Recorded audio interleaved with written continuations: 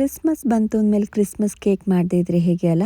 So Christmas cake ಮಾಡೋದಕ್ಕೆ ನಾನಿಲ್ಲಿ 3/4 ಕಪ್ಪಷ್ಟು ಬೆಲ್ಲನ ಬೌಲ್ಗೆ ಹಾಕ್ಕೊಂಡು 1/4 ಕಪ್ಪಷ್ಟು ಬೆಚ್ಚಗಿರೋ ನೀರನ್ನು ಹಾಕಿ ಇದನ್ನು ವಿಸ್ಕ್ ಮಾಡ್ಕೋತಾ ಇದ್ದೀನಿ.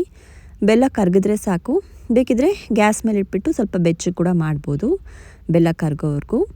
ಇದಕ್ಕೆ 3/4 ಕಪ್ಪಷ್ಟು ಫ್ರೆಶ್ ಆಗಿ ಆರೆಂಜ್ ಜ್ಯೂಸನ್ನ ರೆಡಿ ಮಾಡಿ ಹಾಕ್ತಾಯಿದ್ದೀನಿ.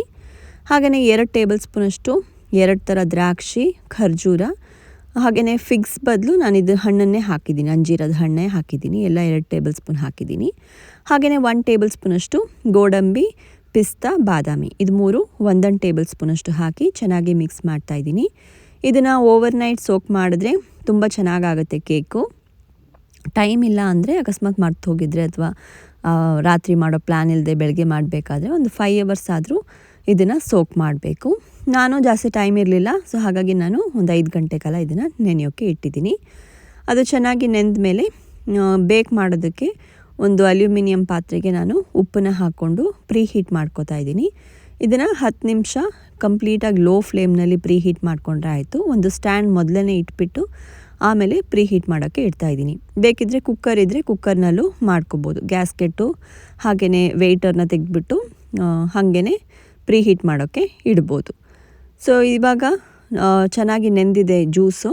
ಸೊ ಇವಾಗ ಒಂದು ಸಲ ಓಪನ್ ಮಾಡಿಬಿಟ್ಟು ಮಿಕ್ಸ್ ಮಾಡಿಬಿಟ್ಟು ಇದಕ್ಕೆ ಒಂದು ಅರ್ಧ ಟೀ ಸ್ಪೂನಷ್ಟು ವೆನಿಲಾ ಎಸೆನ್ಸು ಹಾಗೆಯೇ 1/4 ಕಪ್ಪಷ್ಟು ಎಣ್ಣೆ ಹಾಕೋತಾ ಇದ್ದೀನಿ.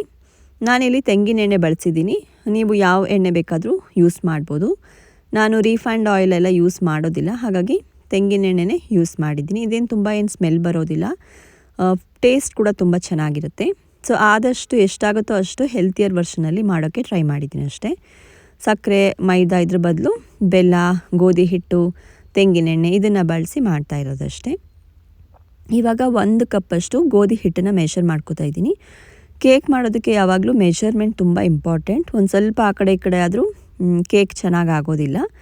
ಸೊ ಇವಾಗ ನಾನು ಇದನ್ನು ಮೆಷರ್ ಮಾಡಿಕೊಂಡು ಎತ್ತಿಟ್ಕೋತಾ ಇದ್ದೀನಿ. ಇದು ವೆನಿಲಾ ಹಾಕೋದು ಮಿಸ್ ಆಗಿದೆ ವಿಡಿಯೋದಲ್ಲಿ, ಬಟ್ ವೆನಿಲಾ ಎಸೆನ್ಸ್ನ ಹಾಕ್ಕೊಳ್ಳಿ. ಸೊ ಇವಾಗ ಇದು ಜರಡಿನ ಇಟ್ಕೊಂಡು ಇದನ್ನು ಹಾಕ್ಕೊಂಡು ಇದಕ್ಕೆ ಅರ್ಧ ಸ್ಪೂನಷ್ಟು ಬೇಕಿಂಗ್ ಪೌಡರ್ ಹಾಕೋತಾ ಇದ್ದೀನಿ. ಹಾಗೆಯೇ 1/4 ಟೀ ಸ್ಪೂನಷ್ಟು ಬೇಕಿಂಗ್ ಸೋಡಾ. ಎಲ್ಲ ಮೆಷರಿಂಗ್ ಸ್ಪೂನು ಕಪ್ ಬರುತ್ತಲ್ಲ, ಸ್ಟ್ಯಾಂಡರ್ಡ್ ಮೆಷರಿಂಗ್ ಕಪ್, ಅದನ್ನೇ ಯೂಸ್ ಮಾಡಿ ಮಾಡಬೇಕು, ಆವಾಗಲೇ ಕರೆಕ್ಟಾಗಿ ಬರೋದು.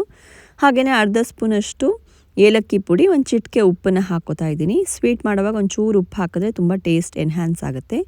ಹಾಗೆಯೇ ಇದ್ದರೆ ಒಂದು ಅರ್ಧ ಟೀ ಸ್ಪೂನಷ್ಟು ಸಿನಮನ್ ಪೌಡರ್ ಕೂಡ ನೀವು ಹಾಕೋಬೋದು, ಅಂದರೆ ಚಕ್ಕೆ ಪೌಡ್ರ್ ಕೂಡ ಹಾಕೋಬೋದು. ಅದು ಕೂಡ ತುಂಬ ಚೆನ್ನಾಗಿ ಟೇಸ್ಟ್ ಎನ್ಹ್ಯಾನ್ಸ್ ಮಾಡುತ್ತೆ. ಇಲ್ಲ ಅಂತ ನಾನು ಹಾಕಿಲ್ಲ ಅಷ್ಟೇ.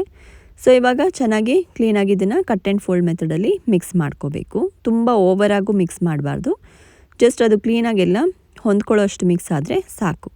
ಇವಾಗ ಆಲ್ರೆಡಿ ನಾನು ಬೇಕಿಂಗ್ ಇದಿದೆಯಲ್ಲ ಮೋಲ್ಡು, ಅದಕ್ಕೆ ಸ್ವಲ್ಪ ಎಣ್ಣೆ ಗ್ರೀಸ್ ಮಾಡಿದ್ದೀನಿ. ಬೇಕು ಅಂದರೆ ಮೇಲೆ ಒಂದು ಸ್ವಲ್ಪ ಗೋಧಿ ಹಿಟ್ಟನ್ನು ಡಸ್ಟ್ ಕೂಡ ಮಾಡ್ಕೋಬೋದು, ಆವಾಗ ಕೆಳಗಡೆಲ್ಲ ಅಂಟ್ಕೊಳ್ಳೋದಿಲ್ಲ. ಬೇಕಿಂಗ್ದು ಶೀಟ್ ಇರಲಿಲ್ಲ, ಖಾಲಿ ಆಗೋಗಿತ್ತು, ಏನೂ ನೋಡ್ಕೊಂಡಿರಲಿಲ್ಲ, ಮಾಡೋ ಪ್ಲ್ಯಾನ್ ಕೂಡ ಏನಿರಲಿಲ್ಲ. ಸೊ ಎಲ್ಲ ಸಡನ್ನಾಗಿ ಪ್ಲ್ಯಾನ್ ಮಾಡಿದ್ರಿಂದ ಇರೋದ್ರಲ್ಲೇ ಮಾಡ್ತಾಯಿದ್ದೀನಿ ನಾನು. ಈಗ ಕ್ಲೀನಾಗಿ ಇದನ್ನೆಲ್ಲ ಹಾಕಿಬಿಟ್ಟು ಒಂದು 4-5 ಸಲ ಕ್ಲೀನಾಗಿ ಟ್ಯಾಪ್ ಮಾಡಬೇಕು. ಏನಾದರೂ ಏರ್ ಬಬಲ್ಸ್ ಇದ್ದರೆ ಅದೆಲ್ಲ ಕ್ಲೀನಾಗಿ ಹೋಗಬೇಕಿಲ್ಲ ಅಂದರೆ ಚೆನ್ನಾಗಾಗೋದಿಲ್ಲ ಕೇಕು. ಚೆನ್ನಾಗಿ ಟ್ಯಾಪ್ ಮಾಡಿದ್ಮೇಲೆ ಇದ್ರ ಮೇಲ್ಗಡೆ ಗಾರ್ನಿಷಿಂಗಿಗೆ ನಿಮಗೆ ಏನೇನು ಇಷ್ಟನೋ ಅದನ್ನೆಲ್ಲ ನೀವು ಹಾಕೋಬೋದು. ನಟ್ಸು, ಸೀಡ್ಸು ಏನು ಬೇಕಾದರೂ ಹಾಕ್ಬೋದು. ನಾನು ಮಿಕ್ಸ್ಡ್ ಬೆರ್ರೀಸ್ನ ಹಾಕ್ತಾಯಿದ್ದೀನಿ ಮೇಲೆ ಡೆಕೋರೇಷನ್ಗೆ, ಹಾಗೆ ತಿನ್ನೋದಕ್ಕೂ ಚೆನ್ನಾಗಿರುತ್ತಿದ್ದು. ಇದನ್ನು ಕೂಡ ಹಾಕೋಬೋದು, ಟೂಟಿ ಫ್ರೂಟಿ ಇದ್ದರೆ ಅದನ್ನು ಕೂಡ ಹಾಕೋಬೋದು. ಇವಾಗ ಇದನ್ನು ಬೇಕ್ ಮಾಡೋಕ್ಕೆ ಇಡ್ತಾಯಿದ್ದೀನಿ. ಕಂಪ್ಲೀಟಾಗಿ ಲೋ ಫ್ಲೇಮ್ನಲ್ಲಿ ಬೇಕ್ ಮಾಡೋದ್ರಿಂದ ಏನಿಲ್ಲ ಅಂದರೆ ಒಂದು 50 to 60 ಮಿನಿಟ್ಸ್ ಬೇಕಾಗುತ್ತೆ, 1 ಅವರ್ ಅಂತ ಇಟ್ಕೋಬೋದು.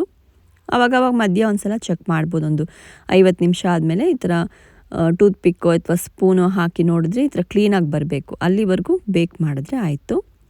ಸೊ ಇವಾಗ ಇದನ್ನು ನಾನು ತೆಗೆದಿಟ್ಬಿಟ್ಟು ಆರಕ್ಕೆ ಇಡ್ತಾಯಿದ್ದೀನಿ. ಚೆನ್ನಾಗಿ ಆರಬೇಕಿಲ್ಲ ಅಂದರೆ ಕಟ್ ಮಾಡಿದ್ರೆ ಕ್ಲೀನಾಗಿ ಕಟ್ ಆಗೋದಿಲ್ಲ, ಅಂದರೆ ಪೀಸಸ್ ಕ್ಲೀನಾಗಿ ಬರೋದಿಲ್ಲ.